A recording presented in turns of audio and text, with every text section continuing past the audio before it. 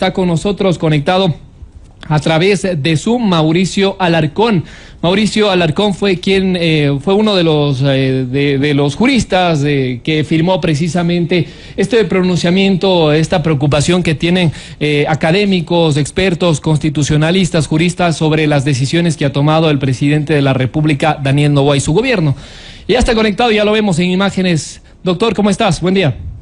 Paul, buen día, un gusto estar aquí contigo y un abrazo a la audiencia de Sonorama. Otro abrazo, doctor, muchísimas gracias. Bueno, ayer veíamos que te pronunciaste en algunos medios de comunicación con respecto a este comunicado de más de 60 juristas, académicos, constitucionalistas, sobre las decisiones arbitrarias, llamémoslo así, del gobierno nacional. ¿Qué es lo que más les preocupa, doctor? La ruptura del Estado de Derecho, Paul. Mira que en una sociedad lo más importante es alcanzar la igualdad ante la ley. Podemos hablar de muchos otros temas que, por supuesto, para ciertos sectores pueden ser trascendentales, pero mientras no exista igualdad ante la ley y esta rija por igual para todos, simplemente empiezas a vivir un caos. La norma se hizo para ser respetada, no para ser un adorno. Cuando la norma es clara, no hay interpretación que valga. Y sobre todo al momento de aplicarla no se trata de hacerlo de forma selectiva, cuando me beneficia de una manera y cuando perjudica a otros de una distinta. Lo que estamos viendo durante este tiempo, y así lo hemos incluido en el documento que mencionas, es lamentablemente una ruptura permanente y sistemática de la democracia, del Estado de Derecho y principalmente, diría yo, a través de violaciones a la Constitución y a la ley. ¿Qué tal, Mauricio? Buenos días. Bien, lo ha mencionado no solo usted, sino un montón de expertos que se está violando a la Constitución y a la ley. Y de hecho, la misma Asamblea Nacional menciona esto, porque le devuelve el oficio al presidente Daniel Noboa. Ahora, ¿qué sucederá en caso de que el presidente no haga caso ni a los juristas, pisotee, pues en este caso, la Constitución y todas las leyes que están alrededor de esta decisión y tome licencia este jueves, tomando en cuenta que hace poco nos llegó que el presidente Daniel Noboa tendrá una caravana el día viernes 10 a la 1 de la tarde. ¿Qué sucederá? ¿Cuál será la sanción en caso de que pues no incumpla ni siquiera la devolución del oficio de la Asamblea Nacional? Lo más importante cuando rige la igualdad ante la ley es que todos sepamos que si la violamos, asumiremos nuestras consecuencias. Pero por desgracia, a cierto nivel, ha venido reinando una impunidad, tanto política como judicial, con personas que creen que pueden hacer lo que les venga en gana porque nunca van a ser sancionados. En el mismo documento del que estamos hablando, nosotros anticipamos responsabilidades. Por lo que está sucediendo, por supuesto, hay responsabilidades en cuanto a la ruptura constitucional, derivadas incluso de designaciones que no tienen pies ni cabeza, como el de la señora Guelibert como vicepresidenta, y a su vez, en un decreto siguiente, presidenta encargada. Pero específicamente en cuanto a los temas de campaña, hemos anticipado que se estaría cometiendo un acto de aquellos que están determinados como infracciones graves y muy graves en el Código de la Democracia, que acarrean la suspensión de los derechos de participación, y a su vez esto podría traer problemas en caso de que alguien gane una elección para asumir el mandato.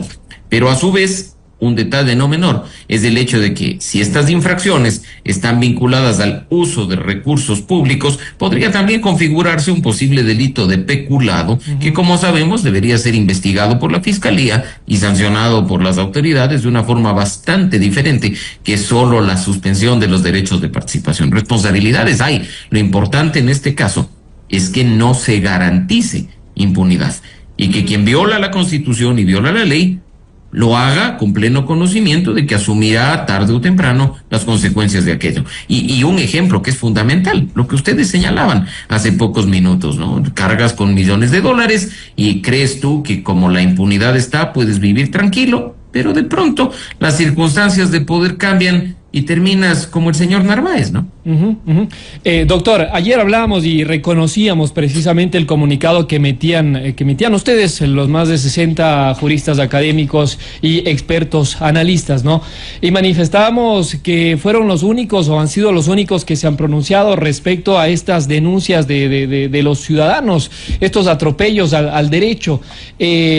¿Cuál es tu lectura sobre el silencio que ha guardado el Consejo Nacional Electoral y el Tribunal Contencioso Electoral? Afortunadamente, la Corte Constitucional en un comunicado emitió, digamos, su pronunciamiento, ¿no? La Asamblea Nacional también el día de ayer con esta decisión de devolver el decreto también se pronunció, pero sí nos llama mucho la atención y sobre todo nos genera muchísima preocupación el silencio de ambas entidades electorales y claro, también del Consejo de Participación Ciudadana y Control Social.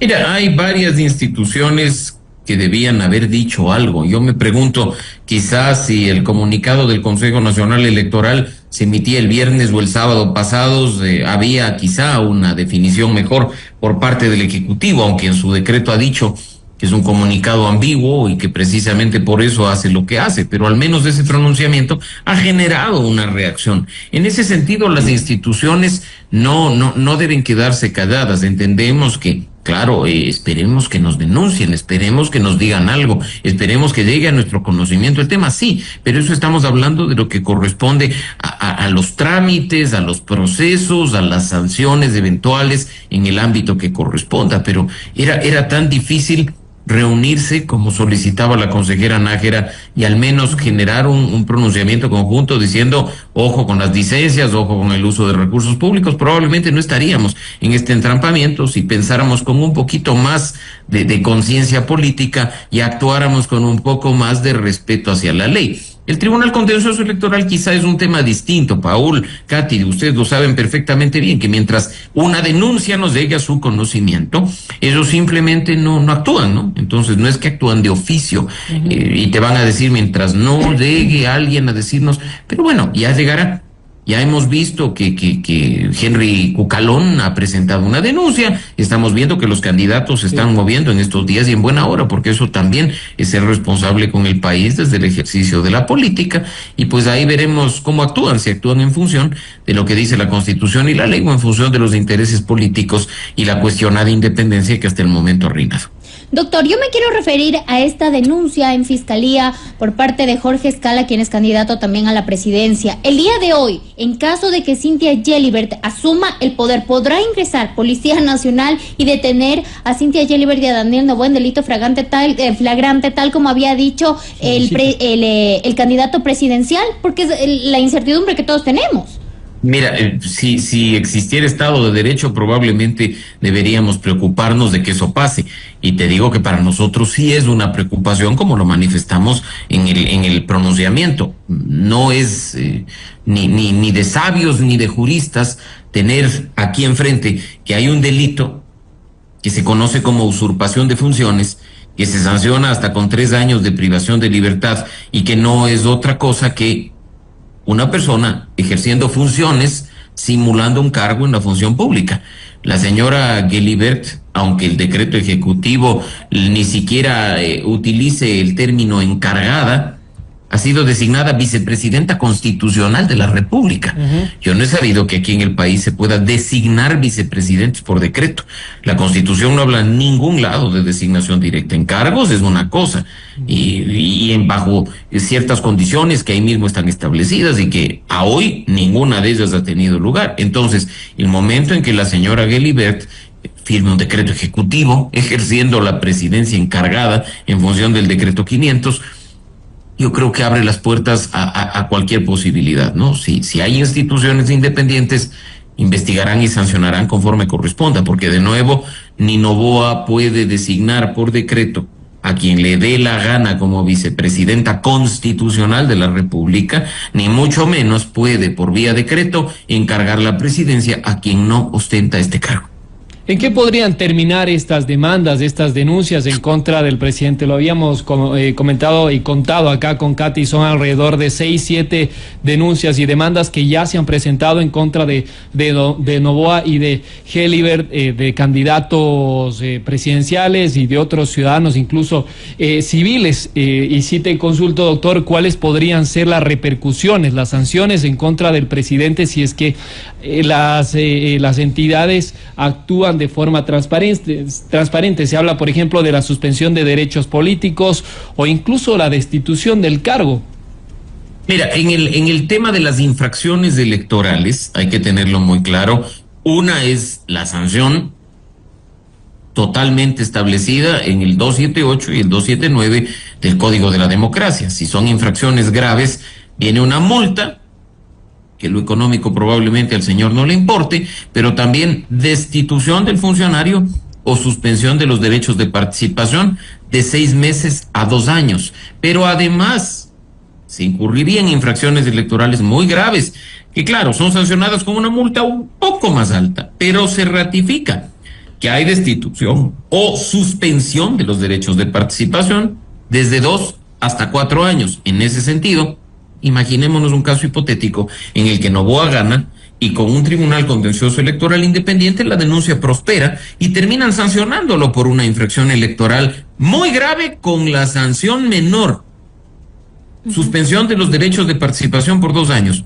No estaría en condiciones normativas, constitucionales, legales de asumir la presidencia de la República. Nos quedamos sin presidente. Entonces ahí María José Pinto asumiría el cargo en caso de que sea reelecto, claro, porque por sucesión ingresa la vicepresidenta. Y mira el caos que se está generando. Ahora, ustedes han hablado de otro tipo de denuncias. Hay, como les he mencionado, eso no está todavía ni configurado ni denunciado, la posibilidad de que si se incurren estas infracciones, porque específicamente estamos hablando de lo que significa solicitar el voto, inducir el voto, utilizando recursos públicos, utilizando bienes públicos con fines electorales, y eso trae como consecuencia también un posible delito de peculado. Insisto, en este momento no hay denuncia hasta donde conozco sobre este tema, pero podría haberla. Y es una sanción penal, privación de libertad. Pero lo que ya se ha denunciado y que va en la línea de lo que señalaban ustedes del binomio de unidad popular es en este caso un posible tema vinculado a la usurpación de funciones, porque tú no puedes designar a dedo un vicepresidente cuando tienes a alguien electo por voto popular, aunque nos caiga mal, ni puedes a esa persona sentarle en el sillón presidencial y decirle, durante estos 3 días que por una supuesta fuerza mayor me ausento, quedas a cargo de las riendas de un país. Y mucho más grave ahí eso, también, doctor. como digo, hay consecuencias de privación de libertad de hasta 3 años. Y mucho más grave eso. Yo creo que la gente aún no dimensiona la gravedad de la situación, y a mí me llama mucho la atención que un funcionario pueda designar tan fácilmente a un mandatario de un país. No conocemos los antecedentes de la señora, no conocemos cuál fue su trabajo, en qué se desempeñaba. Desconocemos, y ya tenemos presidenta encargada, ya podríamos tener hoy en la tarde una presidenta encargada. ¿Es tan fácil la situación como nos quiere hacer ver el presidente Noboa? De ninguna manera, Paul. Y eso también lo hemos mencionado nosotros en el pronunciamiento.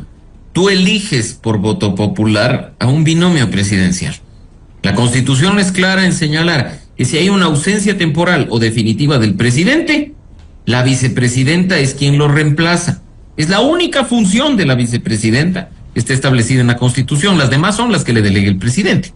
Pero la Constitución también establece, ojo, la posibilidad de que el presidente designe de forma temporal una vicepresidenta, una encargada de la vicepresidencia. Si se ha configurado una ausencia temporal de la vicepresidenta titular únicamente en 3 casos específicos: enfermedad, verdadera fuerza mayor y licencia otorgada por la Asamblea Nacional. Además, esta ausencia temporal y este encargo temporal no pueden exceder de un tiempo de 3 meses. No hay más causales.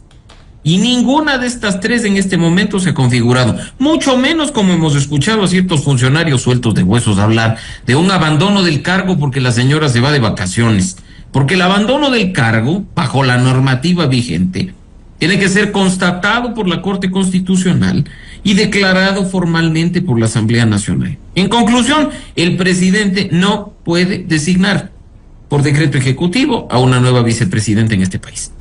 Y de hecho lo hizo no solo una vez, sino ya lo va realizando 2 veces, porque no nos olvidemos lo que pasó con Zaira Moya cuando la vicepresidenta Verónica Abad estaba con las funciones, no tenía funciones. Ahora tiene esta supuesta función de viajar a Turquía y quizás la vicepresidenta también ha cometido errores, ¿no? Verónica Abad, más allá de que nos guste o no nos guste que ella sea la vicepresidenta o el discurso que ella maneje, también ha cometido errores porque ella no solicitó una licencia, sino más bien ella dijo, me voy de vacaciones y regreso a tomar el mando. Y creo que también desde la vicepresidencia no se configura bien la figura de vicepresidenta ni las funciones que debería tener, porque el presidente solamente le dice a Turquía a trabajar y hoy pongo una nueva persona. Pero a ver, el presidente puede, según la Constitución, designarle funciones a quien ocupe la vicepresidencia. Eso no está con cuestionamiento alguno.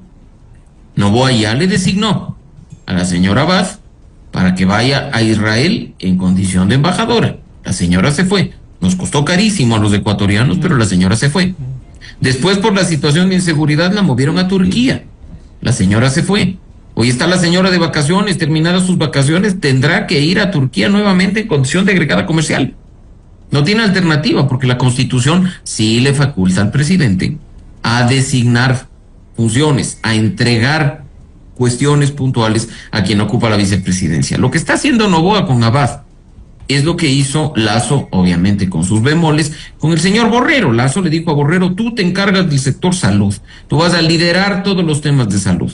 Noboa dice, no, yo te quiero bien lejos, tú te vas a encargar de los asuntos comerciales en Turquía. ¿Es eso constitucional? Por supuesto que sí, que la señora tiene que, terminadas sus vacaciones, ir para allá, efectivamente, y esperemos que así sea. Ahora, que eso le faculte al presidente a designar un reemplazo por decreto ejecutivo, definitivamente no. Y yo, Katy, quisiera hacer una puntualización, porque aquí es muy fácil que la gente aplauda cuestiones por el simple hecho de que a alguien le caiga bien o le caiga mal.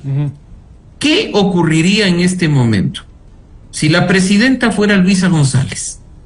Y si lo que hiciera ella es, aprovechando vacaciones de Diego Borja, nombrar por decreto ejecutivo a Ricardo Patiño, vicepresidente de la República. Este país se estaría incendiando, porque la gente no actúa con coherencia, porque como hoy ciertos sectores disfrutan de la presencia de Noboa, aplauden hasta las violaciones constitucionales, pero si hicieran estas cosas quienes están en la otra orilla política y quienes son atacados o criticados o lo que quiera que sea, este rato estarían incendiando el país.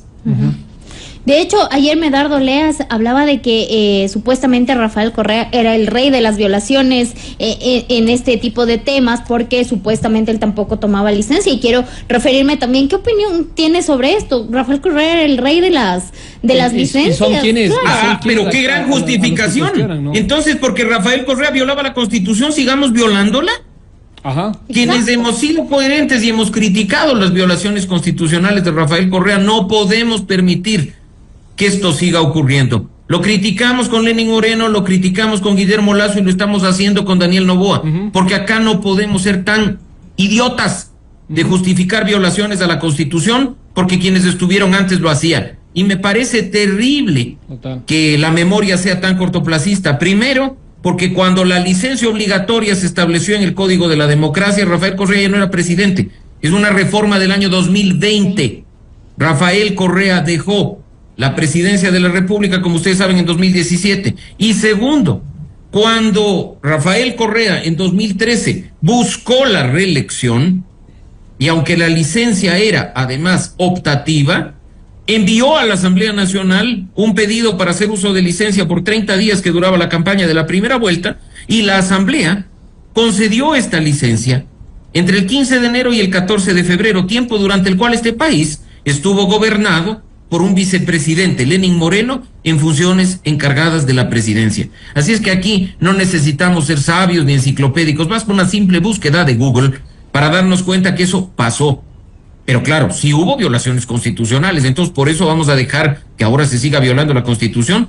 Personalmente no, la defensa del Estado de Derecho tiene que hacerse con coherencia, independientemente de quién sea presidente. Y si seguimos dejando pasar este tipo de situaciones, no quiero pensar qué va a pasar después, doctor. No quiero pensar, porque no es la primera denuncia, la primera demanda, las primeras infracciones que comete Pero Noboa. Es que, Paul, algunos están muy convencidos del resultado electoral. Algunos están seguros de que este gobierno va a continuar y que por ende habrá impunidad. Y me refiero a candidatos de ADN que en medios de comunicación el día de ayer ha dicho, bueno, denúnciennos, veremos si la justicia hace algo, veremos, o sea, actúan con total conocimiento de que habrá impunidad política y judicial. Exacto. ¿Qué pasa si por cualquier circunstancia el poder cambia de manos? Ahí les voy a ver. Lo que están haciendo quienes hoy aplauden las violaciones a la Constitución es sentar pésimos precedentes que después se les regresarán como boomerang y quienes pagaremos los platos rotos seremos nosotros. Y no quiero, como digo, no quiero pensar qué va a pasar después porque no ha sido las primeras medidas autoritarias que ha tomado este gobierno nacional. Por supuesto. Desde el inicio de su gobierno pasó lo de la embajada de México.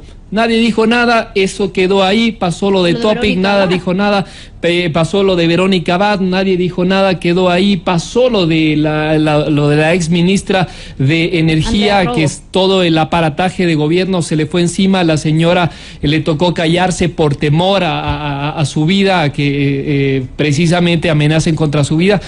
Y me preocupa, la verdad me preocupa muchísimo qué pase después si es que esto queda impune y si es que ninguna entidad hace algo. Pero imagínate, Paul, si yo te digo aquí en la entrevista, pero antes pasaba lo mismo. Entonces, gran conclusión, como ha venido pasando durante los 16 años de vigencia de la Constitución, dejemos que siga pasando. No, afortunadamente, y de nuevo, uno puede revisar los archivos de medios de comunicación, sí habemos personas que con la misma fuerza con la que hoy atacamos las violaciones constitucionales, lo hicimos en los 3 gobiernos pasados. Y nos sentimos tranquilos de haber sido coherentes, de haber defendido la democracia, la institucionalidad, de haber defendido el Estado de Derecho. Y lo seguiremos haciendo, independientemente de quién venga. Porque quien defiende la democracia a conveniencia, mejor que se siente y se dedique a otra cosa. Y es que ese es el error, ese justamente es el error, porque estamos tan apasionados políticamente que si cuestionamos a Noboa ya somos correístas y no. Bueno, tú debes haber visto las reacciones. Oigan, no. Las reacciones que hubo a nuestro pronunciamiento, ¿no? O sea, automáticamente abogados comprados, abogados vendidos, correístas haciéndole el juego al correísmo. Perdóname, pero ¿en qué momento en ese pronunciamiento se menciona la palabra Rafael Correa? O se dice, por Dios, respeten la Constitución y la ley. ¿Qué es lo lógico? Pero que aquí se está nos quedamos con un pensamiento mediocre que no nos lleva a nada. Totalmente de acuerdo, o sea, si es que defendemos más bien lo derecho, lo que se debe hacer bien, pues ya somos del un bando, pero si es que no defendemos ya somos del otro. Estamos buscando la objetividad, estamos buscando la neutralidad, estamos buscando que se hagan las cosas bien, por Dios, e insisto, yo aplaudo y reconozco este pronunciamiento que han hecho académicos, expertos, analistas, apolíticos que no responden a ninguna tienda política, y así deberían ser absolutamente todos los ciudadanos. He visto en redes sociales los comentarios que dicen, no, me he pronunciado, borrego, ya te estarán pagando los correístas, ya estarás respondiendo a cierta... No se trata de eso, señores, cambiemos un poquito el chip y veamos en qué puede trascender estas medidas autoritarias. Ya hemos visto ejemplos en otros países, doctor. Ustedes saben perfectamente bien lo que sucede en América Latina. Tenemos países a los que no se les puede llamar ni democracias híbridas ni democracias intermedias, son dictaduras. Y sabemos que Cuba, Nicaragua y Venezuela en este momento lo son, porque no se está respetando ni la voluntad de la ciudadanía, ni se están garantizando los derechos fundamentales de los ciudadanos. Las cosas hay que decirlas como son, y en lo que hay que trabajar es para evitar que la debacle que está sucediendo en tantos otros países de la región termine en situaciones tan complejas como la de los 3 países que he mencionado. No se trata acá, al parecer, de combatir el autoritarismo, sino de simplemente no tener al autoritario que te cae bien, porque ahí es cuando queda en evidencia la incoherencia de algunos que de forma furiosa atacaban el autoritarismo de un gobierno pasado, pero hoy aplauden actos autoritarios con total desparpajo. Ahora, ¿usted considera que en algún punto podríamos llegar al autoritarismo? ¿Podríamos llegar a una dictadura en caso de que sigamos como estamos? Y el silencio de varias instituciones, nos hacemos los locos, no vi, no sentí, no hice nada, mejor por ejemplo, todos esperábamos que el Consejo Nacional Electoral se pronuncie, situación que no se ha dado. Que el Tribunal Contencioso Electoral se pronuncie, no se ha dado tampoco. Entonces, ¿podríamos caer en una dictadura? Mira, no hay una definición única, Katy, del concepto de autoritarismo. Se discuten estos términos una y otra vez en los ámbitos de la ciencia política, pero más o menos, de forma resumida, se dice que el autoritarismo es la forma de ejercer el poder y la autoridad por voluntad propia, sin una base normativa, sin el respeto a la democracia, a la libertad y a lo que está establecido en un ordenamiento jurídico. Si eso es lo que estamos viviendo ahora, pues pónganle ustedes el calificativo, porque en un país democrático mandan las normas y no las personas. Ojo con ese detalle. Muy bien, Mauricio Alarcón, director ejecutivo de Fundación Ciudadana y Desarrollo. Doctor, muchísimas gracias y nada, estaremos atentos sobre las medidas, los anuncios, las decisiones que se tomen acá en el país con respecto a esto que tanto nos preocupa, ¿no? Las decisiones que ha tomado el gobierno nacional. Esperemos que se investigue con total transparencia, que la Corte Constitucional, el Tribunal Contencioso Electoral y el CNE investiguen estos casos, procesen estos casos de una forma transparente sin que haya injerencia ni del gobierno actual ni tampoco de otras tiendas políticas, que se investigue de forma neutral, es lo que esperamos todos los ecuatorianos. Gracias, doctor.